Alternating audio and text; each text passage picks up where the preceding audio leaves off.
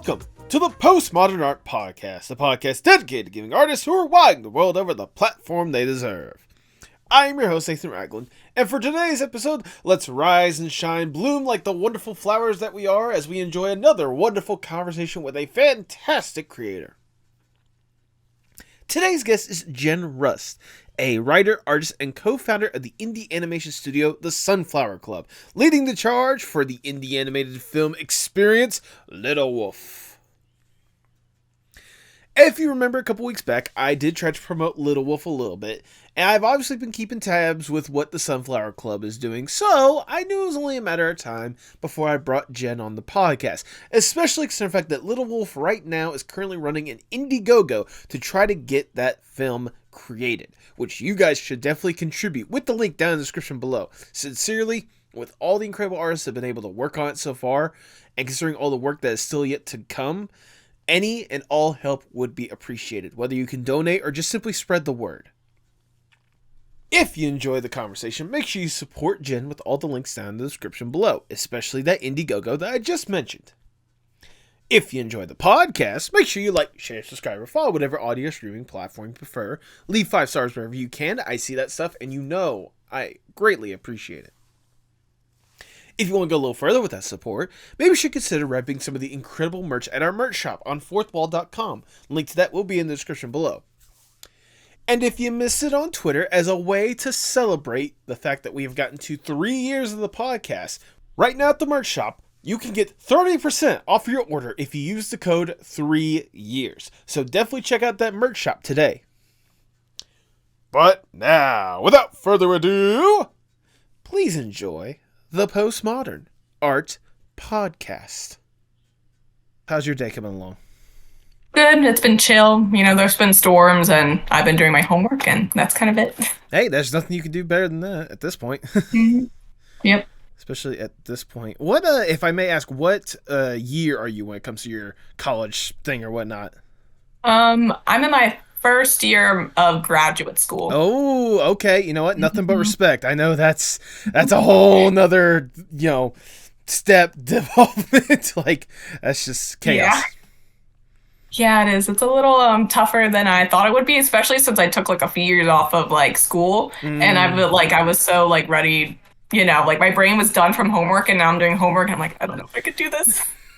I sadly know that pain, partially because like I need to finish up my school stuff. Like I have like a semester's worth of like 15 hours to get to finish up before I can get my usual degree or whatnot. But yeah. I've just mentally been in that place where it's like I don't know if I can do it because I've been so out of it for a long time. Mm-hmm. Even if I do just like a simple like hour or like a single class a semester or whatnot, I think I could do it. But it's just also like I remember like towards the tail end when I was going to school and whatnot, I would just be like so burnt out and everything that it's like I don't want to do with that again. Yeah, and all my homework is just discussion posts and then responding to it's awful. It's like I would rather have papers or like anything else than a discussion post. Oh my goodness, yeah, I can only imagine. There's only so much you can talk about. Yeah, yep. Although with all this going on in the entertainment industry these days, there's a lot to talk about. Oh yeah, there is, there is. But I'm sure we'll say that for part of our actual discussion. Not joking. Yeah. I'm sure to some extent, because I imagine part of the reason why the Sunflower Club is a thing is to help out with those that are like struggling, with the industry aspect or whatnot. But yeah, exactly. There you go. Thank you once again for doing this, by the way. I genuinely do appreciate you taking the time to sit down and chat. I can only imagine how important it can be for you to try to spread the word out there. So if there's any way I can help do it, that's why that's why I'm more than happy. Yeah, and I really appreciate you asking me to do this. I've never been on a podcast, so it's kind of like new and exciting. And also, like, I appreciate all the support you give to like my project, but then also other people's projects. So absolutely. I mean, I wanted to at least throw a little love and support for the Sunflower Club in general, because without you, the person that helps me out with this podcast, Gypsy J. Harts, wouldn't have her first voice acting credit. So I got to thank y'all for that. But also, like, when it comes to, like, just Little Wolf, like, I know how much, I can tell that there's a lot that goes into it, and I'm sure once we actually, like, get the podcast going, there's a lot more that definitely goes into, like, the thought process, the care, like the emotions you have for this project or whatnot. And yeah, I'm sure you probably could tell with some of the episodes, especially some of the guests I brought on. I like to showcase that passion. I want people to know that, like, hey, these people are putting everything into it. So thank you. no problem. All right, Jen, before we really get going, I'm going to ask the icebreaker question of the podcast, if I may. Let's say you get to go to a deserted island on your own accords. It is just you alone with your thoughts. You get to kick back, relax, breathe, get to truly enjoy yourself for a little bit. With accommodations, you're not stranded on an island. It's kind of your own little personal paradise away from everything. To help make sure you don't go completely insane on this island, you can bring one piece of media or one piece of art with you to help with whatever kind of headspace you want on this island. If given this opportunity, what would that one piece be? Well, if it had to be just one, well, right now I'm trying to finish the Percy Jackson series. But like all the books, like within like there's like the main series and there's like the Heroes of Olympia and all that. I'm trying to finish it, but I haven't had time. So if I was just stuck on an island, I would probably I'm on House of Hades and I haven't really started it at all. Okay. So I'd probably bring that. Okay, fair enough. What prompted you to get back to the Percy Jackson series? Because I mean, obviously, like it was one of those book series that was there whenever we were younger or whatnot. But like, what prompted you to be like, you know what? It's been a while since I've seen this. Let me go through and actually go through this. Well, in my undergraduate, I did a bunch of like ancient Greece like stuff for my like humanities courses, just for fun, and then the Disney Plus series got announced, and then there was that new book with like Nico D'Angelo and his like boyfriend. I was like, I really want to read that, but I want to know all the lore about it. So then I started rereading all the books from the start, and I still haven't gotten to the new book. And then another new book is coming out, so I don't know if I'll ever make it to them. Oh goodness, that I can only imagine. It was especially like whenever I heard Percy Jackson, my immediate thought is, it has to be like the Disney Plus show that got announced, right, or something along the lines of that. But no, I see it's a lot more invested in that. The only thing I really know about the Disney Plus show is, aside from like some of the people, like I've seen like some of the set photos or whatnot, but as a wrestling fan, one of my favorite wrestlers is actually going to be playing Hades in Edge, aka Adam Copeland. So, oh yeah. But regardless, I mean, even then, like even if the series wasn't announced, like the series on its own, like just as the books or whatnot, there's a lot that the creator like really put into that series. We'll put like a lot of serious thought into it. Yeah, it's a lot of like, it's both like very humorous, but then like, and very made for kids, but then also very deep in some parts and very serious. And yeah, I don't know. I just like it. It's like, it's a fun read. It's like, oddly enough, for a book series about, Greek heroes and all these epic fights and whatnot, it's a very human series more than anything else. Oh yeah, it is. But yeah, and I love how Percy, he has like ADHD and dyslexia, and they make sure to like mention it. And all the like the teen heroes have like ADHD or like some sort of like neurodivergency. And I thought that's like, I think that's great for kids because, they don't get to see themselves in stories all the time, and especially like explicitly. So I think it's cool. Do you hear that out there, producers? Maybe sometimes inclusivity is incredible. Exactly. Just saying. But regardless, the Percy Jackson series, that is your answer. You're locking that in. Yeah. Then if that's the case, I cannot think of a better way to start the Postmodern Art Podcast. Welcome, everyone. I am your host, Nathan Ragland. Feel free to like, share, subscribe, or follow whatever audio streaming platform you prefer. I think you would look incredible today if you tried out the brand new merch on fourthwall.com. Link to that will be in the description below. And follow us on Twitter, Instagram, and Blue Sky at Postmod Art Pod for future updates and guest announcements, including today's guest. She is a writer, artist, and co-founder of the indie animation studio, The Sunflower Club, leading the charge with the indie animation film experience, Little Wolf. Welcome to the podcast, Jenn Rust! Hi. How are you doing today, Jen?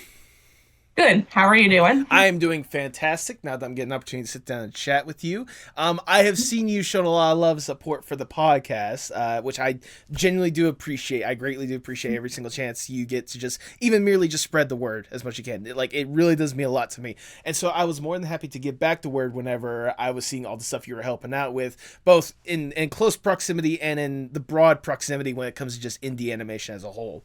Like, especially with what you guys are doing with the Sunflower Club and what you're doing personally with Little Wolf. Like, it looks so incredible, and I cannot wait to dig into it. But before we really talk about the stuff you're doing nowadays, I want to go back just a little bit and learn more or less the origin story of Jenn. What got you interested in art and animation in the first place? Well, I've always been a writer and an artist, kind of like in tandem. Right. I don't know why, but like I've just always loved, like, I think for drawing, it's just like I just love the feeling of it, and also just like seeing whatever I can make. And then with writing, I grew up with like a speech impediment, and so I hated talking. And so I was like, I'm just gonna write my ideas or like my thoughts, and that's kind of how that started. And then together I was able to like create stories, and like, I use them intertwined. And once I like hit like 14, I realized how much like animation is both of those worlds, of like art and writing. And like I remember watching like Pixar's Brave, and that's when I like realized how like animation is art, and I was like, wow, this is a beautiful movie, and I want to make something like this one day. And at first I wanted to be a story, well, I wanted to go into animation, and then I realized that that's a lot of, you have to draw a lot, and then I wanted to get into storyboards, and then I was like, you still have to draw so much. Yeah. And so then like gradually I was just like, well, I really want to just get into writing with it, because I still need writers on these movies and shows. Yeah. And then eventually I was like, actually, I'm going to be like a film, like I'm going to win an Oscar and get like, or something, and become one of those like art film people. And then eventually I went to college for it. Then I had to switch and transfer to a different school. And then I was like, well, then I'm just going to, I guess since I'm an English major now, I'll just be a writer. And then COVID hit. And I got back into art. Like I was done with art from like, because in high school I drew every single day. Okay. Every single second. And it was a lot. And and a lot of people are like, oh, you're gonna become like an artist, blah blah blah. And I was like, I'm burnt out from this now, and I'm just gonna write. And then COVID hit, and I got more into art again, because like what else are you gonna do with Zoom school, and like there's nothing else to do. And then October 2020. I was on Twitter, and there was a post for something called Open Animation. Okay. And it was a free like educational like program on Discord. And this was the first time I ever used Discord. Oh wow. Okay. And it was run by, what's his name? It was like Tyler Chen, and he worked on like I think Clarence and Star versus the Forces of Evil. Yes, and those kind of shows. And he did this whole free program, and it was like huge. And he did it for like a good year or so. And I was like, oh, this is really fun. Maybe I'll get into storyboarding and stuff, because it was all based around storyboarding. And then I was like, oh, these people in this program don't know really how to write, because they're making these projects, and we have to like, find our own stories, but they're not knowing the beats and stuff. So then I helped with that. I was a teacher in the program, and I I taught like screenwriting and stuff. And then eventually I found a bunch of people in the industry, or people trying to break through. And yeah, and then we made our first film, because he made a film festival just to like help us make our first film. And I really loved doing that. And I was like, that's so much fun.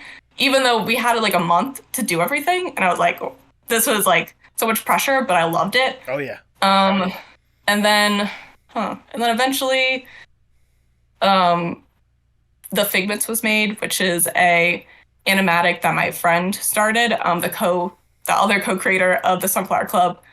And that was just a school project, and I was the head writer and kind of like production manager. And that was a lot of fun. It was only 2 months that we got to finish everything. And then I was like, I love this. And this is what, like, even though it was a lot of pressure, again, I was like, I want to do this, but like with my own thing. And I loved being able to help these like growing artists kind of like learn and like kind of work together and collaborate. And so through that, the Sunflower Club was created. So yeah. There you go. talk about an origin story. I think we went through at least like 3 different versions of like the different origin stories, stuff like that. And I'll definitely touch upon like some of the later stuff, but I want to go way back to when you were talking about writing in the first place, like the fact that it was to help you out through like a speech impediment more than anything else. Yeah. Which I find really interesting, like more than anything else, that you basically use it to help translate your thoughts a lot better than you had beforehand. Like, what was it about, like, after a while, from it just being kind of a necessity for you to properly get your thoughts down straight? Like, at what point did it kind of click for you that, like, writing was not only a way to help you out, but to also, like, help you express yourself? Well, I was a super nerd as like a child. I was like one of those kids like LARPing on like the at recess and stuff. And I was always just like imaginative anyways. And so I knew like I was writing fanfics at like what, like 7 years old. I had like a notebook, and one of my first stories was it was like a dream I had where I turned into a Pokemon and I was like the grandchild of like a Professor Oak, and then like I don't know, it was like that kind of thing. And I don't know, I guess I've always been creative. Yeah, I don't know. I mean, hey, there's nothing wrong with that kind of creativity, especially at that young of age. I remember, I don't know why you talking about that, but for some reason, I guess my first bit of fan fiction was in 3rd grade. I want to say it was. We were given an opportunity to basically make our own like picture book, something lines like that. And so for some reason, I basically made like a mock episode of the Grim Adventures of Billy and Mandy, because that was one of my hyperfixations at the time, essentially. Yeah. And like I basically made an episode to where like they went out camping, and then for some reason a golden orb like approached them, but then like the episode just like basically restarts, so they were basically in an infinite time loop with no resolution, like any episode of Grim Adventures of Billy and Mandy. Yeah. So I'm wondering, when along, like you kind of illustrate a couple points, but like at what point along that, you know, journey that you were talking about, whatnot, did it go from just like a general love for like writing and, you know, what art could present, to a passion and wanting to make it your career? Oh God, I don't like know exactly the pinpoint, but I just know that at some point, well, I got into comics really young, and then I was like, oh, I want to get into comics and be a writer. And I was like, I'm going to become the youngest comic writer ever or something. Like, I knew that like kid who wrote Aragon was like, what, 14? And I was like, I'm going to be even younger. I'm going to be 10 years old, and I'm going to be writing a whole novel. I don't know why I thought I was going to be doing that. Here I am now, like 24. I haven't published anything really. Right. But definitely I was just like, I knew that people were making stuff, and I knew in my mind, even if it wasn't actually that good, I was like, I know I'm making good stuff. I feel like I should be published too, but I don't know. I mean, to be fair, I mean, no disrespect to anyone that's been able to publish stuff, but some of the people that have been able to get away with publishing, or at least self-publishing, stuff like that, we've seen some of the quality of work that comes out of some of those. Yeah. Yeah. I mean, don't get me wrong. Obviously, like, as anyone that looks at any sort of medium, there's obviously good examples of that, and there's horrible examples of that. And, you know, we're here to highlight the good examples, and I think you're a good example when it comes to especially like some of the stuff you're trying to build in the indie animation space. And I assume that, like, especially once COVID hit, you know, after you thought, oh yeah, once I got my English major, like I'll figure out a way to figure out through that. But like once COVID hit, you're a part of that open animation thing. Like I can only imagine how much that kind of opened your eyes to kind of realizing, oh wait, this is a path, this is a future, this is something I can easily see myself in. Oh yeah, and it was like, and I saw other people in the same like place that I was, and I made like a lot of friends. I was like, there's so many of these amazing people that are also like wanting to break in, and then like this is such an exciting space, and like, and at the time animation was really booming because of COVID, and so it seemed really exciting. And as someone who lives in Delaware, I was like, oh, maybe I could get a remote internship. I could get a remote job somehow.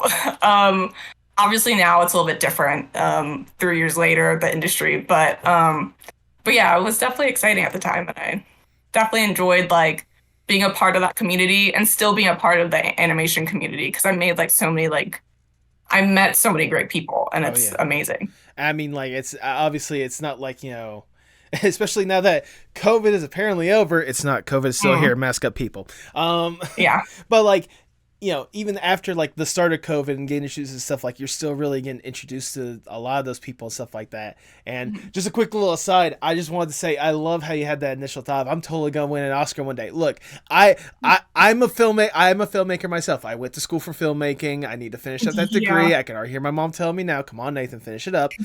But while I was in school, like I did have an opportunity to go to a couple film festivals. I actually got a couple of my films into some of those film festivals, and I think I'm looking at my award right now across there for one of the award ceremonies, which I was surprised I genuinely won that one. But that's aside from the point. Like we all have that kind of dream, but the like that that angle is cool, but like the opportunity that you get to work with some of these people. I mean, I imagine Mhm. especially like starting out with some of these people in that program, and like you said, one of the people that you would go on to make a film with and such, and then on top of that, be Yeah. the person to help out with the indie studio that you're doing right now. Like Hmm. that's gotta be like a cool, surreal experience to like build that Yeah. much of a connection with someone to where like they're basically your creative partner. Well, Kip specifically, I've known Kip since middle school. Okay. So, we've seen each other in our like most cringiest stages. um, but a lot of people in the open animation program, specifically, I remember Michelle McKenna, who is now like one of the creators of a TSC project. And she has been like there since the start, like in open animation. She was a part of all my classes, and if I hadn't been a part of that program, I wouldn't have ever met her. Right. And she's like from Canada, and I met people from like all across the world because of this program and Twitter and this whole like community. Absolutely, absolutely. Now, of course, you kind of mentioned it, but now I'm genuinely curious because in my research, I did not see this. What was this short film that you eventually got to develop? It was called Mall Fight. Okay. Um, it was about it's on YouTube, on my personal account. And it was done with it was me, Kip, I think their username is Coffee Heist, I think. Okay. And then there's another one. It has Star in the name. We haven't talked in a while, but they're amazing animators and storyboard artists. And it was kind of done under a month. Mm-hmm. And it was for Make a Film Festival. It's about scene kids and goth kids fighting to go into the grand opening of a Hot Topic. Um, Oh, okay. Okay. so it's called Mild Subject, and so they like start arguing, and it's only 2 minutes long. And it was definitely like probably more complicated than it needed to be, but yeah, that was the first short film, like animated one that I've ever made. I mean, whenever you're making like a short film, especially when it's your first time making a short film, it's always gonna be Mhm. more complicated than it needs to be. I can still think of some of these Yeah. short films that I've made, and like looking back and be like, if I just did this, or if I did this little thing, like if I cut out this little Yeah. sequence right here, like we all have that thought, but it still doesn't. Mhm. Still having that experience in the first place, like especially getting to work on film like that with such incredible people, I can only imagine once Mhm. again how much it kind of opened your eyes to like some of the cool possibilities that are out there now that you actually got to be in the trenches working on this stuff. Yeah, it was a lot of fun to do. And I've never like that was my first experience kind of like doing a whole like pipeline, like animation pipeline from like beginning to start. Mm-hmm. Like we had like everyone had like storyboards and like character designs. I did the script and then people took their parts. It's not fully animated because we didn't have time. It was more like an Yeah, animatic. yeah. And then I edited it in like one day, and then I like shipped it off, and yeah. But it was a lot of fun. It was stressful, but it was a lot of fun. I know it wasn't like the like while it was your first introduction to the pipeline. I can only imagine like what part of that process was the most that surprised you when it came to that first experience. Ooh, I think it was more like the collaborative effort of like um trying to get everything like I get really nervous about like when I'm a manager or something and I Mm-hmm. can't see what people are doing, and I'm like, oh my god, what if they're not doing it? Or like what if we don't get it in on time? And Mm-hmm. then like it was more like being able to trust them and just like to them to get it in. And for a lot of people it was like really surprising like how good they were. Like really we did in 2 weeks, like all the storyboards or animation like stuff. Right. And during the whole process, like, what if we don't get it in? What if what if they don't do it? Or what if it's not finished? And then it all came together. Like I was just surprised by like, you know, how it all comes together despite like everyone kind of being separate, and then, you know, at the end how the vision Good. gets completed, I Good. guess. I'm glad to hear that. Like it was that first kind of realization of like having that trust in your team in the first place, and obviously you guys delivered. You know, within the month time span that you could or whatnot. Yeah. And obviously led to, you know, I can imagine that led probably helped you a lot with the following project, which I'm glad you mentioned, which was the Figments. Now, believe it or not, Yeah. it is not the first time that the Figments has been brought up on this podcast, because I had a previous guest, Angelo, who was a storyboard artist for that, if I remember correctly. So for those who have not watched that episode, but also because you were the head writer among other things when it came to the Figments, how would you describe the Figments for those that are curious? Oh God. Do you mean like plot or like the whole production or? Let's go with both, but let's start with the plot first. Okay, plot. So the Figments is about Mari, who is a human who lives with vampires because her mom just drops her off one day, and they decide that she's been living there long enough where she has to go to school at some point. So she goes to high school for the first time. She's never been in school, and she's wants to make friends. She wants to seem normal, but she keeps messing up during the day. And then her like not sister, but more like adopted sister is just like annoyed by it. She's like one of the cool kids.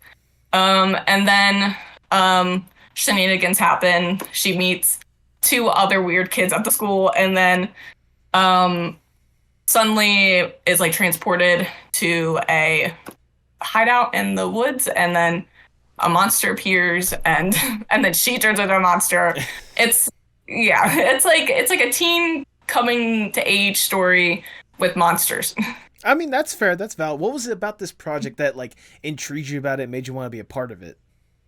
Well, the project being one of my best friends, I really wanted to help out on it. They started for a fellowship. It was a fellowship project for the University of Delaware, and it's the first ever like animated project for that like fellowship program ever done. Oh, okay.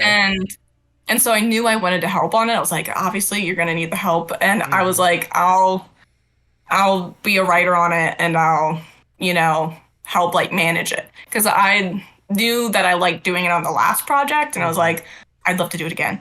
And yeah, and the story itself is really like cute.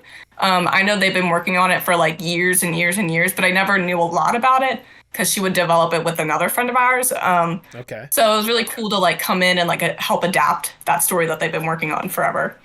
Well, there you go. I mean, it's from what I have been able to see from the Figments, like it certainly looked like a good experience for what was presented out there, and I can only imagine if you guys had like a little bit more time, like how gorgeous like the actual animation would be. But I mean, regardless, like it was still like really well told more than anything else. I mean, credit to you and your team for being able to present that story as much as it was.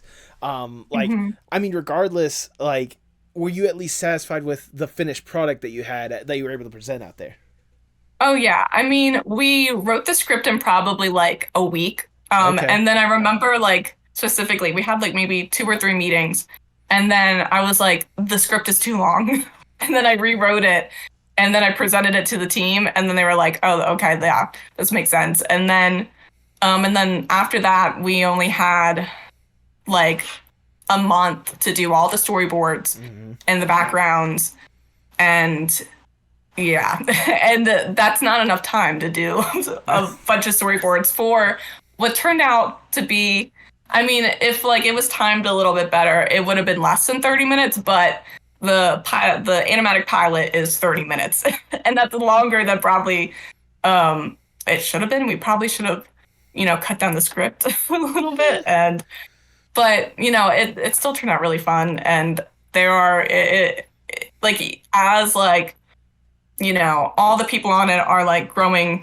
artists. You know, they were all of our friends who just wanted to, you know, get some experience, and fill their portfolio. And we even met a lot of new people. Like Knack was someone that like, you know, they actually live in like Maryland, like right there. Oh wow, that's crazy. And so now like we've met in person and like seen each other. And then also like Jenn Rust, like now they're a creator for a project under TSC, and it's like and Angelo has worked on other projects such as like Little Wolf. Yep. So yeah, it was a great like start, I feel like. Absolutely. I mean, it was certainly, in my opinion, like you said, it's a good start, especially for eventually what came next. And that's probably your most ambitious, I guess, foundation, probably the best word for it so far.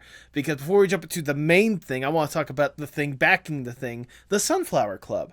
Now, like I said, you were one of the co-founders of it. You've already kind of illustrated who the other one is. But again, for those who are curious, what in the world is the Sunflower Club that just randomly appeared out of nowhere? So we started the Sunflower Club because of the Figments. We just wanted a name. At first, we were like, oh, we just need a name to like call this production or like the people that made it. And so just saying like, I don't know, created by Kip Pheasant and then have like a bunch of credits. And so we just needed a name. And then eventually I pitched the idea. I was like, what if we just keep going with it? What if we just kept growing it? And we kind of like did it in like small ways. And we, at first we didn't know what we wanted to be because we didn't want to become like something that was too big at the start. Like we didn't want to be like, oh, immediately say we're a studio, and that we are going to be making these projects and blah, blah, blah. Because it just felt disingenuous when we were also, people that are growing and learning ourselves. So that's why on our like, our like social media we'll say aspiring indie animation studio, because we don't want to like pigeonhole ourselves and pretend that we're more than something we are. But essentially we are an aspiring indie animation studio. We're hoping to become a nonprofit as well. We are trying to create, an environment that's meant for collaborative growth. So that means, creating a production that is meant to like help the people in it like grow within their education, within the skills that they have, or with new skills. And we're also trying to tell, diverse stories as well, original stories. But we don't just want to tell stories. We want to make sure that our productions are something that's innovative in a way. It's hard because we like the people that are part of the Sunflower Club aren't as experienced within production, but we know what we would want if we were on a production. We want something that's compassionate, something that's flexible, something that, isn't putting profit first over the artists. Like we want the projects to work for the artists and the creatives on the project. And we also try to do a lot of outreach with the community. We do that in like a few ways with like, at the beginning of the year, we did the State of Animation survey, which we hope to have the results out by the end of the year. And then we have Indie Animation Day as well. Yes. And I definitely want to talk about both of those. But first I have to ask quite possibly the most important question when it comes to the Sunflower Club. Where did the name come from? So I think I came up with the name. I remember wanting to be like, well, everyone on this project is growing, and I wanted something that kind of like symbolized growth. When I was in my undergraduate, I took a ecology course, and one of the finals was we had like an experiment on sunflowers and how they grow and how best they grow. And the results showed that if you give sunflowers enough space to grow, and, because if they're too close together, they're fighting for resources. They, and most of them die. Usually one only survives. And so I felt that really helped to represent like kind of like how artists can grow in like a better environment if they have the space to grow. And, then enough resources and equal resources amongst each other. And also they look beautiful more together in, a whole field. So, exactly. Yeah. Well, it's like, I like to think, especially with this metaphor, the sunflower, if we're going down on that just for a little bit or whatnot, like, if you think about the animation space as a whole, like, you have one aspect of it to where it seems like it's crowd and cluttered with people that can sometimes be certainly cutthroat when it comes to like how certain things are done, how the industry wants to do it, pay wages, all stuff like that, to the point to where like it's easy to see how some good animators just don't make it, they don't survive, and you get the few that you always hear the names of over and over again. Meanwhile, on the flip side, if you're to take a sunflower and toss it into the desert or whatnot, like it's gonna have the space to grow, but if there's nothing to really support it, it's gonna die immediately. So like I can imagine for you guys, like providing this good network of people to a good solid platform for them to truly experiment, maybe make some mistakes along the way, but like truly understand like what they're getting themselves into it as a whole, and potentially what they want to do, whether it be on their own or helping someone else out to achieve their dreams or whatnot, really helps it grow and make a beautiful picture at the end of the day.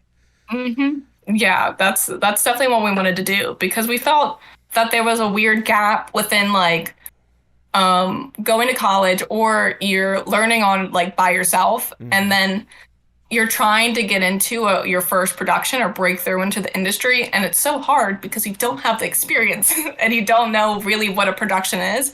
And many people like myself who didn't go to college for animation, I've never like had my like thesis or like my student film moment where I got to work with a bunch of people and learn that process. So with like hopefully with Sunflower Club projects, we hope that we can kind of provide that experience and like get that first bit of like experience in the pipeline and production and collaborating and taking like direction from people, and then they'll be better prepared. Absolutely. I mean, like, especially with some of the ways that you're hoping to support that community in more ways than one. Like you had said, like the couple is including the Sunflower Club Direct with the survey and stuff like that. What was the inspiration behind that? What made you want to be like, well, let's provide a little platform for some of these people? For the Sunflower, for which thing? The Sunflower Direct, I should say. So the Sunflower Direct is a video. It's kind of like a Nintendo Direct for our projects, but we wanted to include this year, hopefully, some like sponsorship from smaller projects or from indie artists or anyone that really is kind of like within our community of indie artists and animation and stuff. So then they can kind of like showcase their stuff. We've grown a little bit throughout the last year, so we're hoping to get more views, and then we're able to also grow our direct and hopefully make it bigger. Yeah. Hopefully I can help participate with one of the future ones, because I will go ahead and tell you right now, I put in an application to see if I can help sponsor you guys, because I think what you guys are doing is absolutely incredible. A little 10 to 15 second ad if possible. And then also secondly, I mean, I'm sure we've already illustrated this, but Tipsy J Hearts, the wonderful co-showrunner of this podcast, is creating an incredible short film called The Evil Little Thing.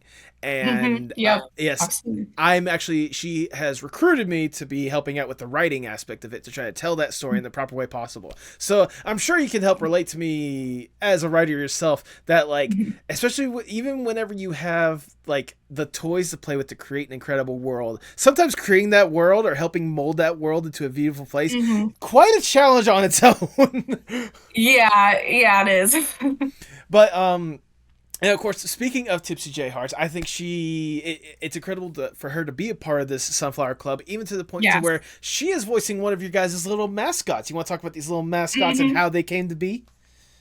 Yeah, so we created these well, at first we were like, I don't know, we thought having mascots was a cute thing. We were like, what if we just had something cute to have on our, platforms and stuff? And I think Tipsy was actually the one that initially designed the characters. Well, we went through like debates of what animal it was going to be, and then she was the one that brought up a deer, and then we did a poll on our like fan server, and then the deer won. And so then we decided to we kept like messing with the design and like seeing what to do, and then we decided on the 3 designs of Sunny, Blossom, and Bud. And she voices Blossom, I think, which is amazing. Yes. And I'm so thankful. It's certainly awesome to see Tipsy take these opportunities, whether it be with the voice acting with this or even like with the singing, to like really showcase to the world like some of her other talents other than the incredible art that she already does. So I gotta say thank you guys for incorporating her and getting her that like cool opportunity as well. And I think on top of that, like one of the cool opportunities you guys are also providing is this incredible little day called Indie Animation Day. Now, I'm genuinely curious because at least for me, it seemed like this came out of nowhere. What exactly was the inspiration to dedicate an Indie Animation Day? I don't know where like it came from. I remember just like one day I was like, I just want to somehow make the community a little bit tighter. And then I was like, well, what if we had our own portfolio day? Because there's like portfolio day, there's like visual women, there's drawing while black, there's like a lot of different things that highlight artists and niche communities within the art community. And there's nothing for indie animation, I felt like. So I was like, what if we just had a day? And then I started just like on the TSC Twitter being like, how would the community want this to be? And like asking them questions. And then we all decided, like the followers and stuff decided that it'd be I think it's 4 times a year? No. Is it? I feel like it's 4 times a year because you guys have already done one. Because you guys have done, at least starting this year, because I don't remember you guys doing any of them for like January or February or whatnot, but you did one for May, you did one for August, and you're doing one in November. Yes.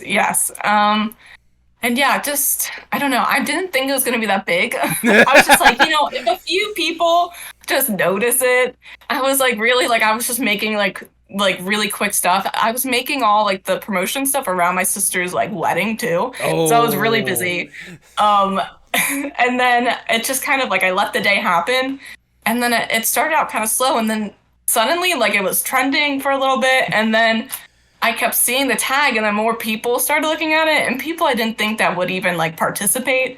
And I was like, how does it, what? And at the end of the day, it was like 30,000 tweets under the hashtag, and I wasn't expecting that to happen. So to say that it was a mild success, I mean, yeah. Probably putting it lightly. Yeah, it was pretty I was not expecting it at all. But I'm really glad that it did like pick up and that it is kind of big. I think it helps, and I think it has helped the indie animation community see themselves as a community. And while like indie animation has been something that has been around probably since the start of animation, and of course there's been like Newgrounds, there's like YouTube indie animators, I do feel like there's like a new age of indie animation happening. Oh yeah. That's like kind of started like 2020, 2021. And now it's kind of exploded. And so I felt like there needed to be something that recognized that. And yeah, and it got recognized, I guess. I mean, it definitely got recognized. It got me more or less aware of the fact that it was happening in the first place. Because the first one you guys did, day after my birthday. My birthday's May 15th. You did the first Indie Animation Day May 16th or whatnot. So I'm like, well, I can't not promote this stuff. Like, it's just part of my forte. And then whenever I saw that, like, the next one was coming up on August 16th, I'm like, well, I'm in the middle of a break right now anyway. Screw it, this is the best day for me to come back. And for every single Indie Animation Day, I'm going to try to make sure that I release an episode for that one that is obviously dedicated for an indie animation project. Obviously this past one we gave recognition for Baphomet the Clown with Sinking Road, a wonderful project. I'm not going to lie, if it wasn't for the certain project you guys are promoting right now, I was planning on bringing you on for the November 16th one, considering the fact that definitely falls on when it falls on a Thursday like it normally would scheduled or whatnot. Plus it would make sense, like, hey, Indie Animation Day, look, the person that helped made it a reality. But I figured there were more pressing matters, so I figured that's why I wanted to bring you on a little sooner. But before we really jump into that, I just gotta ask, like, just thinking about like what the community you've already been able to develop with the Sunflower Club, like, does it blow your mind how much this little like group that started off for a project you were doing in college, like how much it's honestly blown up when it's like the people that recognize that want to be a part of it? Yeah, it is pretty crazy. I've gone to conventions because we have like tabletop conventions, and like we were at FlameCon last year, and we had people that were like, yeah, I think I've seen you on Twitter, and I'm like, you've seen us on Twitter? That's crazy. Or even people in my my own state. Like I'll have like a booth and they're like, I think they're like, you have an Instagram account, don't you? And I'm like, how do you know that? And it's a little like weird. And we've definitely grown like a lot within like the past year or so. So it definitely, I don't know, it is crazy. Like I think about it and I'm like, oh, we're still so small, we're still so tiny. But I do think we've made a pretty big impact, even in like it might seem small in the grand scheme of things, but it's made a big impact on me and the people that have worked with us and the community. So, it makes me happy. Absolutely, it should make you happy more than anything else, especially with what you're going to be using. The Sunflower Club, like the platform is going to be providing, especially for the biggest project you guys are developing right now, and that's this little tiny, indie animation project involving at least 100 different people. Last I checked, or whatever, from what you guys keep advertising and whatnot, called Little Wolf. Now, for those who, have not been paying attention to what you guys are presenting, or for those that didn't watch the episode a couple weeks back where I put the advertisement for it and whatnot, how would you describe Little Wolf? So Little Wolf is a short film. It's going to be around like 7 to 10 minutes. And it's about a little warrior named Little Wolf who travels into a magical forest to slay the lady of the forest to prove their worthiness to their clan. And it's a very simple story. I wanted to keep it simple because, I wanted this project to be our first kind of like animated project, and we wanted to keep it manageable. And so, yeah, we have over 100 people working on it, or have worked on it. Since this is a volunteer project right now, because we don't have the funding, we're trying to fund it. Right. I made sure that like the schedule is super flexible, and if people want to leave, they can leave. Like people have their own lives. We had people leave and go on to like big productions, and then we had people get like Nick internships. We had people just leave because they were sick or they have school, and that's totally fine. Yeah. And I love being able to like be a little touchstone in their, journey. So yeah, that's why we have 100 plus. If anyone, like, I feel like whenever I say that, people are like, "Why do you have that many people on your project?" I'm like, "Well, this is why." It's like you gotta be a little bit flexible when you're having people that want to take their time, more than anything else, to really tell such an incredible story. And that's one of the things I definitely want to get into. Like, what was it about the story? Like, how did the story come to be of Little Wolf? Like, what was the inspiration for Little Wolf? So I think I started the story in November 2021. I was trying to find a job. Okay. I had graduated in May, and I was like, oh my God, I'm not getting a job anywhere. And then I noticed my friends weren't getting jobs, and we were all complaining on Twitter, being like, "Oh, we just need a job, please."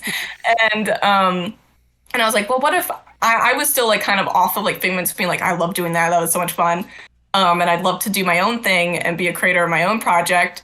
And I was like, "Well, what if I made a short film that my friends or whoever can work on, so then we can get experience."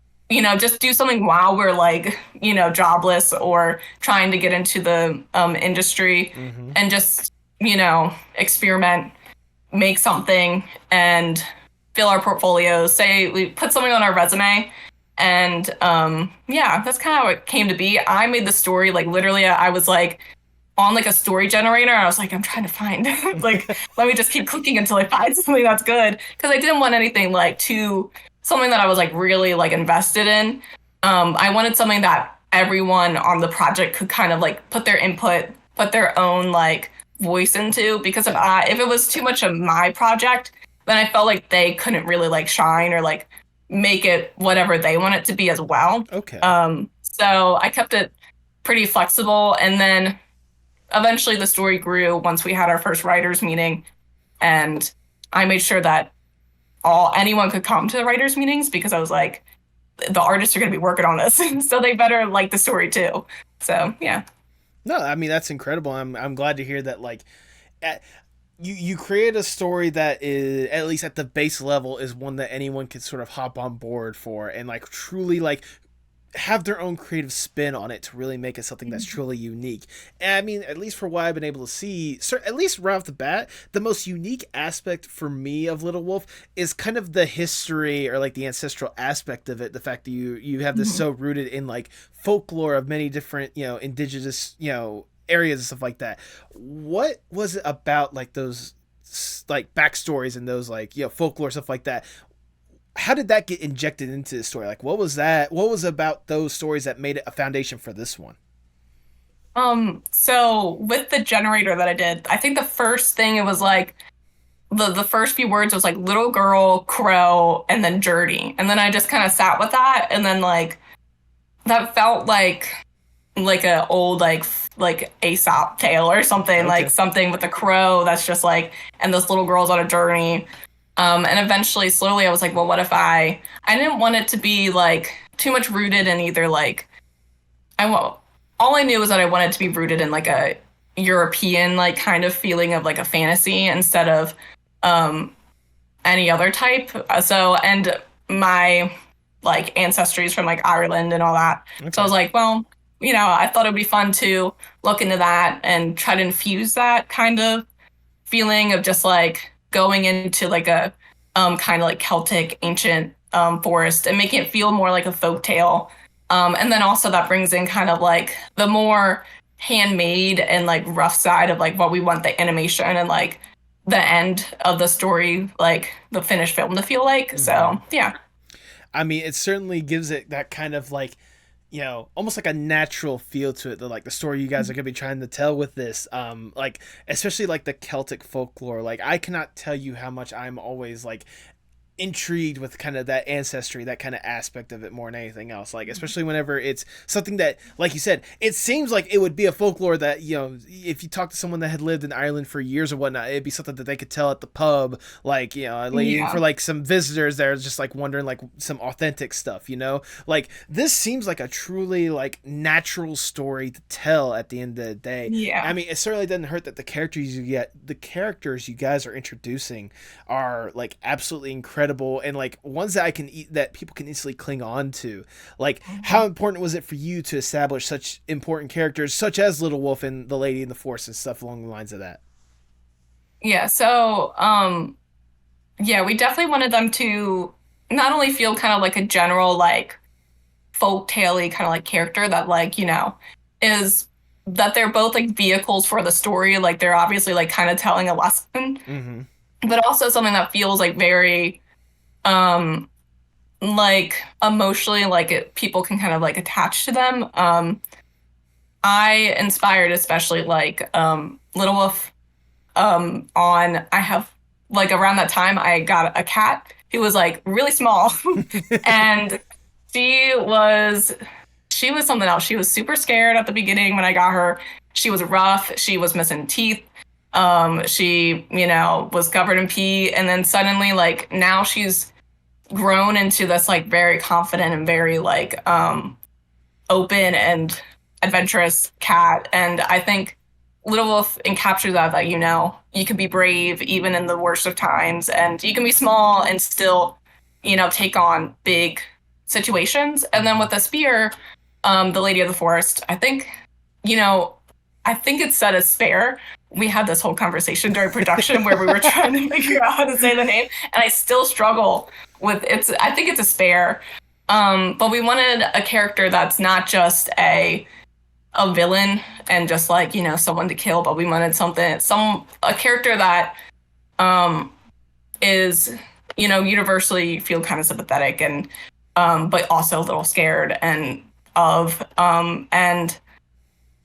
we wanted the story to not just be like, oh, this character goes, fights this character, and then wins, and that's it. Because that'd be too simple. Yeah. We wanted to inject some, like, emotionality to it, and so the story isn't just about, Little Wolf proving to their clan, but also, overcoming, certain, like, people's perspectives of you and how the world treats you, and overcoming that and believing in yourself and who you know yourself to be. So yeah. Well, I mean, like when it comes to any kind of the folktales, the folklore that you were talking about beforehand or whatnot, it wasn't just always good triumphs evil. There was always a good lesson behind it when it came to like what the good was trying to accomplish or what eventually happened, like where the bad was coming from, and also for something. And I imagine, like, especially since that's like a foundation for your guys' project, like it's very important for you guys to tell that story the way to where it's not just good conquers evil. Yay, let's celebrate. It was kind of there is a lesson here, and a very important lesson that not just for the characters in the story, but like the people that are watching, that they can take with them through everyday life. Yeah. Yep. Exactly.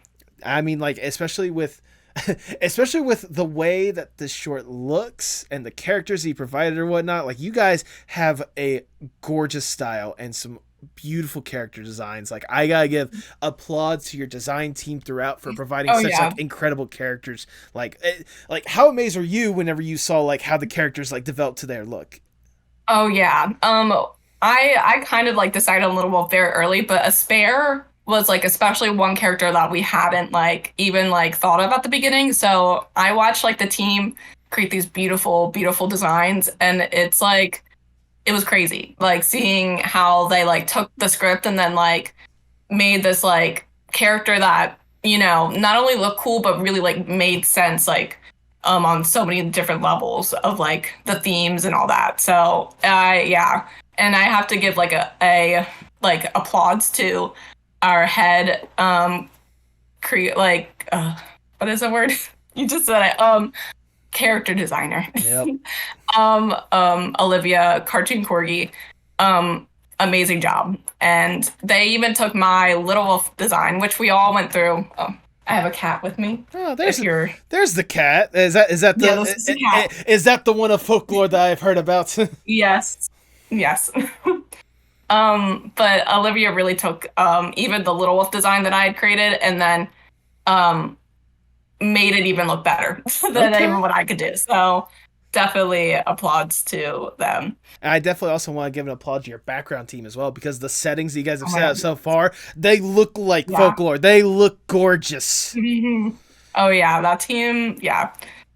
And then we even have more, like they keep making them every day, and I'm like, I'll go in and I could do backgrounds, but I don't have like the technicality, and all I can do is go, this looks so good. These are amazing. That's just basically me. Anytime I see anyone create any sort of art, especially for like the thumbnails for the podcast, I'm like, you did such a beautiful job. Thank you so much. Oh goodness. But I mean, like, and especially like with the team that you've been able to develop so far, like I can only imagine like how excited not only you are but the entire team is to hopefully make this short into fruit.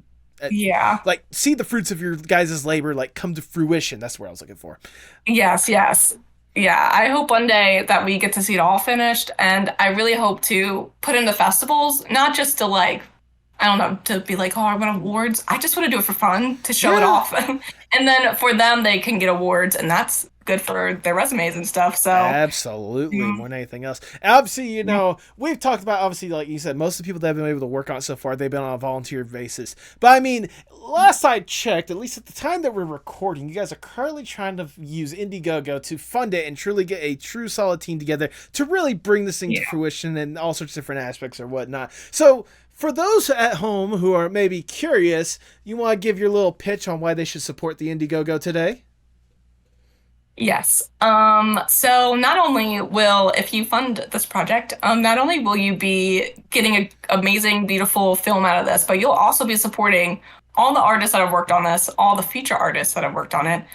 You will help us get another year of Clip Studio Paint EX licenses, which is $3,000. We need at least $6,000 because of taxes and whatnot. And yeah, it's not just about, the beautiful art, which a lot of it is, but it also is about the artists that are on this project. And this is their thesis film. If they haven't made one, or they're working on making one, or they, haven't been in school, are in school, doesn't matter. This is something that they, they're putting their all into this, and it's beautiful. And yeah, I think everyone should back it. Absolutely. And how long is the Indiegogo running? Like, when is the last day people can donate? I think the last day is August 30th or September 1st. I think I think you're mixing up the days because we're already September 9th right September now. 30th. No, yeah, you're right. I did. September 30th. Okay. Or October 1st. I was about to say. I was about to say, like, don't get me wrong. I was hoping to have you on to promote this stuff, but if I'm a month late, what am I trying to promote? I'm not more late. Yeah. Yeah. But yeah, absolutely. So if you guys cannot donate right this moment, don't worry. You have a little bit of time to work with because this episode is going to be coming out September 21st to give you a little bit behind baseball and what's going on my end. But that does not mean that, you know, if you guys cannot donate, at least spread the word. Get the word out there so that we can really get this project made. Because if you cannot tell from how I'm gushing about it and all the time and effort that Jenn has talked about, not only for what she has put into it, but for what everyone on the team has put into it, this is an incredible project with so many different people involved. And even just the littlest bit, even just a couple of dollars, or just simply a simple retweet or making your own post or whatnot, just getting the word out there does wonders to make this project. It really reality. does. Yeah, it really does. Like, you don't know, like, who you're, like, if you retweet it, which one of your followers will see it and want to back it or will want to retweet it. And, you know, the chain keeps going. But yeah, like, it really helps. Even if you can't give money, like, honestly, even $1, it makes me excited. Like, I look at my email, I'm like, oh my God, another one. Absolutely. I remember whenever because I'm a person that likes to put my money where my mouth is, where I can. So whenever I made sure to donate the $80 to you guys or whatnot, I made sure to let people know, hey, I donated to this thing. I helped out with this thing. You guys can help too. You guys need the help. So yes. Thank you for that. Oh yeah, no, absolutely. Trust me. Like, obviously, if today's conversation is not an extent of how excited I am for this project, like, hopefully that beforehand was kind of an extent of like how much I want to see this be a reality. Because, like, you know, there are so many indie projects out there that I've tried to show love and support to as much as I can. And again, I'm a person to where if I want to support it as much as I can, I try to put my money where my mouth is. Not always a guaranteed thing because, you know, life, taxes, you know, all this stuff like that. There's only so much I can do. But for the people I do show that love and support to, like, it's more than worth it. I know every single penny is going to be put towards a good cause and to some wonderful people making this gorgeous thing a reality. Yes, it will. And luckily with our project, it is a flexible campaign. So we will get whatever money we make from it, even if we don't reach our goal, which is nice. It'll just, if we reach our goal, we'll be able to finish a little bit quicker and also pay people better. But if we don't, then it'll just be a slower process. We'll figure out what to do with the money and like that we do get if we don't even reach 6,000. But, you know, I'm still, you know, even if we don't reach our goal, I'm still positive and optimistic that this film will happen. And like I said, it's not like the campaign's over just yet. And like what you previously said, saying that the project was over also on August 30th or whatnot. But I will say, like, people, there's still time. There's plenty more opportunities for people to donate and really make this thing a reality. And I will say that's one of the things I do appreciate about Indiegogo as compared to Kickstarter. Like, I know Kickstarter has like the success stories or whatnot of people like truly making it or whatnot. But at least with Indiegogo, like, even if you don't exactly reach the goal, it's not like they're gonna be like Kickstarter where if you don't even get anywhere close to it, they take the money away. So that's why we chose it. And also, you know, I felt like the Indiegogo has, like, you know, I think they weren't doing like the AI or like the NFT stuff. So I was like, oh, that's something better with our brand. Yep. At least hopefully they stick with that plan and don't turn their backs on it. But, you know, in today's corporate society, I have little hope. But unlike the little hope I have in the community, I have a lot of hope for Little Wolf, which you guys should donate to today. If this is not already just a giant advertisement for in the first place. I mean, I have to ask though, like, obviously thinking to like what you've been able to accomplish with, you know, Little Wolf and the Sunflower Club and even the stuff before that, just thinking as a whole, like ever since you started when it came to writing and art and stuff like that, does it amaze you more or less how far you've been able to come along as an artist and as a writer, like thinking about your art journey? Yeah, it is. Like, sometimes I feel like a little stagnated because I'm like, oh, I'm like 24 and I'm not, you know, I don't have my first TV credit or whatever. But also, like, I'm, you know, helping on these like amazing projects. I'm directing a project. I'm, you know, helping a bunch of indie projects. Even if they don't, you know, 100% happen in the end, it's still like a really fun experience to be able to help, you know, indie artists and indie creators, you know, get their voices out there and also contribute to their productions, because it feels like I'm at that foundational stage of like something bigger sometimes. So yeah, I definitely, I don't know. It's yeah. Sometimes I'm in that like mind frame where it's like, oh, I'm not really getting paid a lot for like my writing and stuff. But then I'm also like, I'm getting these like great experiences and I'm like meeting these great people, and I think that's worth it in the end. Absolutely, absolutely. And you mentioning like the community and the different projects you've been exposed to. I'm gonna ask just a quick question. I want to know your opinion. Ever since you started the Sunflower Club, and ever since you've been exposed to all these different indie animation projects, is there a particular project that you are excited about, other than your guys' own, other than Little Wolf, that you're excited about and you want to see more about it? I think one of the biggest projects that also like kind of inspired us to kind of go more into indie animation was Lumi and the Great Big Galaxy. Yeah. It looks, first of all, the animation amazing, characters amazing, story amazing. I was able to look at the script like early on, and kind of give notes on it before like they locked it in, and it's really good. And yeah, and I'm really excited to see more of that. There's also, God, there's so many. Oh yeah, no, absolutely. I can't even like think of them all. Swift Spark looks really cool. Yes. I think that's what they call her, Spark. Yeah, and that one's really cool. And they're like making their pilot, and like part two's like gonna come out. That's really cool. Oh God, I follow so many. Like if I see one on my timeline, I go, "Ooh, gotta follow that one." Again. Trust me, like I'm the same way. Part of it because I'm recruiting for potential people to be on the podcast, but also like there's just so many cool projects out there. There are. And they're all so different. It's crazy. Mm-hmm. Like I can't like, and that's what I love about like doing an indie animation. That I get to learn like all these new projects and get to follow all new people because of it. Absolutely. I was gonna say, like, for me personally, obviously there's Little Wolf. That's why I had you here. I wanted to get that name out there. There's one that doesn't get like a lot of press out there, or at least I haven't seen a lot of people talking about it, but I want to see more about it. And it's this one called Dungeon Flippers. Have you heard about this one?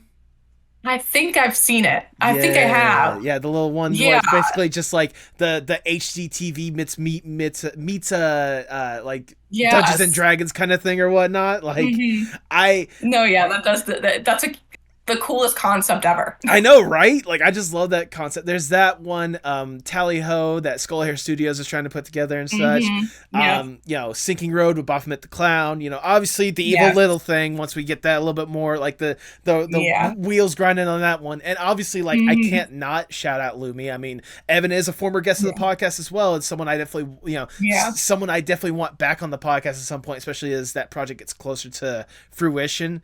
Definitely get the experience from then and now, because I can only imagine how excited they are to tell that story. I mean, they were excited when I brought them on New Year's of last year. I mean, that's how long that was. So yeah, I mean, I think we've illustrated with this point that there's a lot of cool indie animation out there that people need to show some love and support more than anything else. Yeah. And I mean, like, you know, obviously there's a lot that we want to love and support just as your own stuff. I mean, you've already talked about like a lot of the art you've been a part of and a lot of stuff you want to grow on your own with Sunflower Club. What if we gave you another person to help make that reality grow a little bit, if I may, Jen, and give you more or less the dream scenario?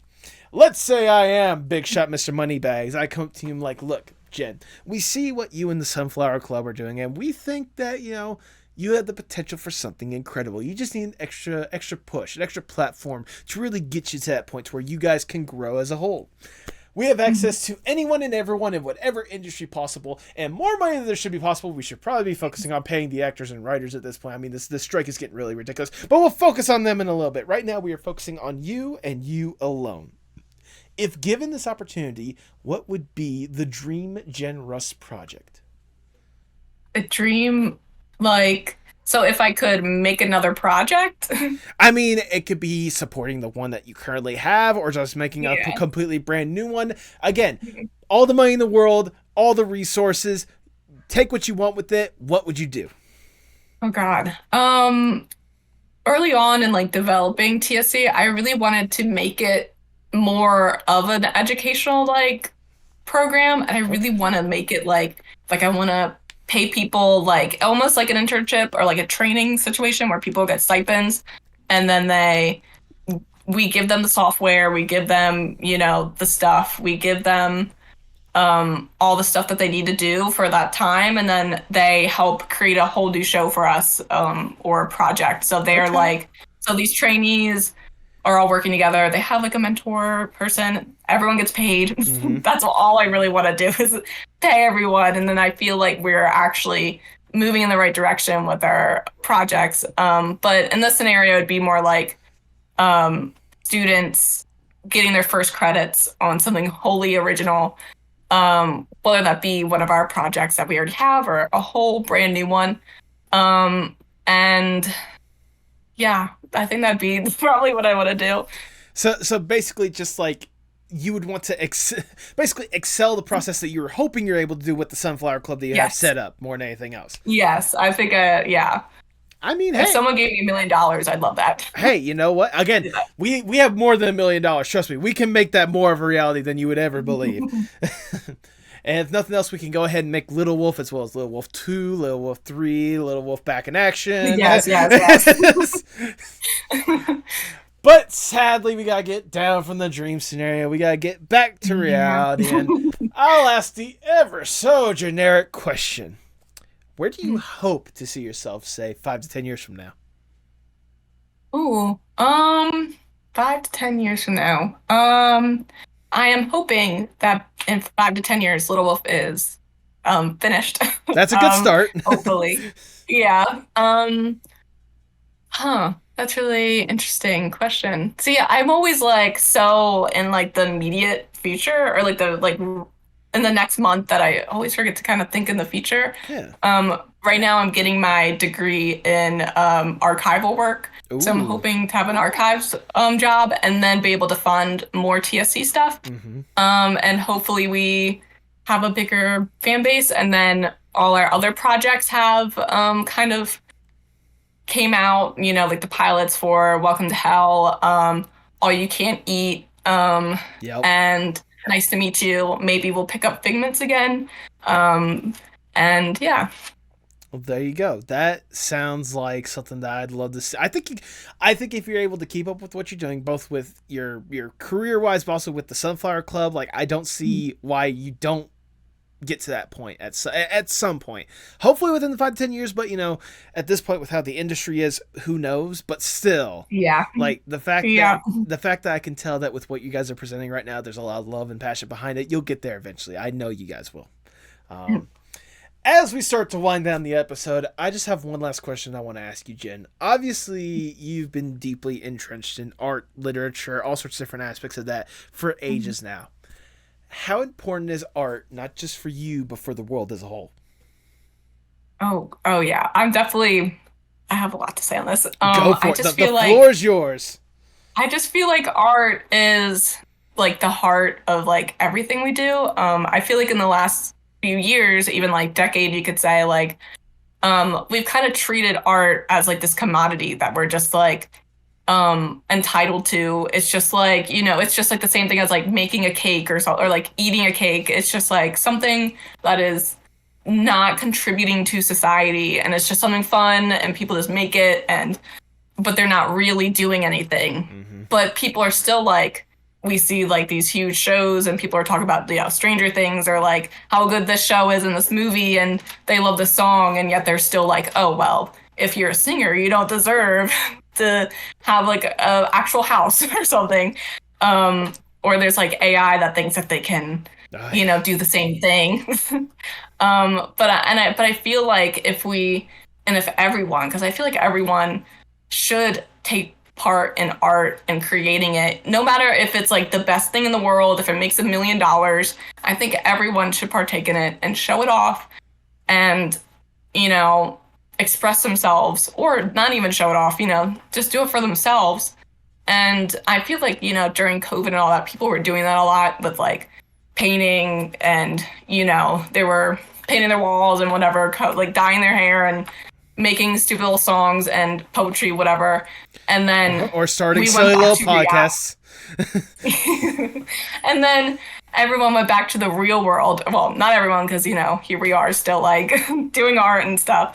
and then decided it was not a real thing anymore, and they just want to make money off of it. And I think there's a real, need for art. And I work with kids right now. I work at a daycare, and I'm always like, the kids will be like, well, I don't think, animation is like a real movie. And I'm like, no, no, no. You do not get to say that to me.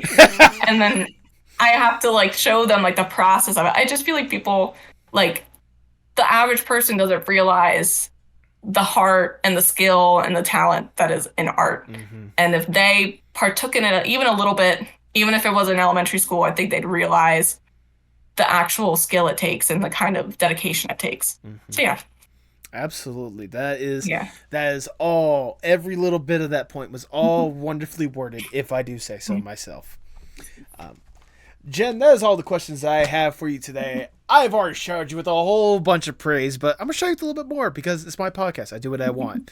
Like I said, Jen, I could not help but appreciate what you guys, both yourself and the Sunflower Club, was doing right off the bat. Both personally with showing support for the podcast and the people that have shown up on here, but also with what you guys are doing with your own endeavors, like providing a platform for so many incredible artists to get just their foot in the door, get their toes a little wet with what they could potentially be getting themselves into. I mean, the fact that you guys are providing that as best you can is something that is admirable and something I applaud you for right off the bat. And obviously seeing the love and care that has gone into this first project you guys are really putting forth, like as this collective, the Sunflower Club, like I to say that it has been absolutely stunning to see what you guys have been able to present is probably an understatement. Like, you guys are providing something that looks absolutely incredible, and I cannot wait to see the fruits of that labor, that of both what you guys have been providing up to this point, as well as what you guys can hopefully get done if the Indiegogo gets funded and you guys get that proper support more and more. Getting the chance to sit down with you today has been, I've developed, as always, like a brand new love and appreciation for what you have been able to do, both personally but also with the Sunflower Club. Like, it just makes me more or less like excited to know that there is someone out there willing to dedicate their time and effort to really provide something to where people can truly be creative. That is something that I will always champion at the end of the day, and that's why I will always show that love and support for what you guys do, whether it be as simple as retweeting, hey, support Little Wolf if you can, or trying to literally dedicate an entire episode for a random day that you guys just came up with because you saw other people doing some incredible stuff and you want to continue to show that love and support. And that's something that I try to champion on the podcast as much as I can. Show that love and support for people, for what they do, for the thing that they put a lot of time and effort into. And I can tell that for you, with the Sunflower Club and everything that you do, you guys are trying to do what you can to provide that and then some to so many people. And I love that, and like I said, I will show that love and support right back to you guys if you can. That's why I wanted you on this podcast, not just to talk about Little Wolf, but to let you know that I do love and appreciate what you guys have been able to do. And please, please, please keep up that incredible work, because I can only imagine, like, if it's for me, someone that is relatively an outsider when it comes to animation and stuff like that, for someone that's actually trying to make it in this industry, especially with how cutthroat it can be at times, like, you guys are doing like a godsend when it comes to the work that you guys are doing. And I can only imagine how much the people that are working on it love and appreciate it just as much as you love and appreciate the work that they put into it. Please keep up the incredible work, and please, please keep up like the love and enthusiasm to other people. Thank you. Yes, and ditto to you. Thank you so much for having me on, and for all the work that you do too. Like, this podcast is amazing, and you've helped, showcase all these amazing artists and indie projects, and that's awesome. Like, we need more people and more podcasts like this. Hey, look, I just bring the people on. I just let them talk. All right, that's all I try to do. It's like the duos test court, like a duos court, tennis court. That's what I was trying to say. Like, I may serve out the ball, but they're the ones that are gonna be knocking it out to the other side to try to get that point. All right, because I mean, you could attest this with some of the people that have been able to come through, like the Sunflower Club for you guys. There are so many talented people out there, and the fact that they've gotten little to no opportunity to showcase just how incredible they are, like, that's something that infuriates me. That's why I wanted to do this podcast, to showcase to the world, hey, look at this incredible person. Look at what they are doing. Show them that love and support. Exactly. Yes. So, and like I said, like the fact that you guys are continuing it, especially when it comes to Little Wolf and stuff like that, like again, it just makes me excited for what you guys are going to be doing, not just with Little Wolf, but all the projects on forward. So, once again, and hopefully for final, well, no, it's not going to be the final time because I'm going to still keep thanking you guys after this episode's done and everything. Thank you guys for what you do, and please keep up the incredible work. Thank you. No problem. Now, if people want to see that incredible work, go ahead and plug your stuff for the people at home. All right, so we have, if you go on Indiegogo, the easiest way, search Little Wolf, short animated film, and then it'll pop up probably first one, hopefully. I don't think there's any other Little Wolf films funding right now. And you can find us on Twitter, which I guess is called X now. I'm still calling it Twitter. I was going to say, I still call it Twitter too, so you're good. Yeah. And, just search up the Sunflower Club. We're on Instagram, on Blue Sky, Tumblr, YouTube. If there's a place we're going to be on it, we're on LinkedIn too. Yep, there you go. There you go. And I'll be sure to have all those links in the description below. That first link obviously being the Little Wolf Indiegogo. Because again, let's make this reality, people. Let's make this real. I mean, if it's okay with you, I was going to obviously show little bits here and there throughout some of the incredible work you guys have already put into it. So it's like, if you guys have loved what you saw before this point, like definitely support it. Yes, please. Do you have any final words before we sign off? I don't know. To anyone, I guess, listening, watching, keep doing what you're doing and do art, I guess. Absolutely. Keep showing that love and support for the community that does it as well. Yep. And with that, all I have left to say is for the people at home, pay your artists. Please pay your artists if you can. Yes. Yes. And that's why we are trying to fund. And we're trying to fund our other projects because we need to pay our people. Exactly. Even with as much stuff as we're trying to do with, we try to provide licenses, like art licenses and brush packs, and keep the schedule as flexible as possible. People still deserve to be paid for what they're doing. So absolutely, especially for the time and effort and talent that they're putting forward to these projects and such. So once again, for the people at home, pay your artists if you can. Yes. Tell me what's wrong, tell me sparks in motion. Sing me a song, tell me your eyes can all open. Show me it all, put me up in the car, you don't when you used to call. Show me it all.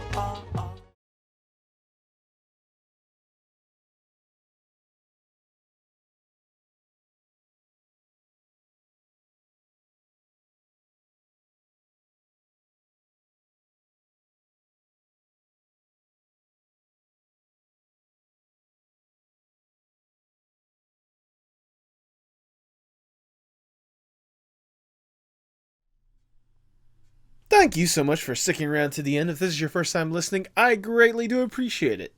Like I said in the intro, Jenn is someone that I've been definitely keeping tabs on, especially with some of the cool stuff that she and the Sunflower Club are doing.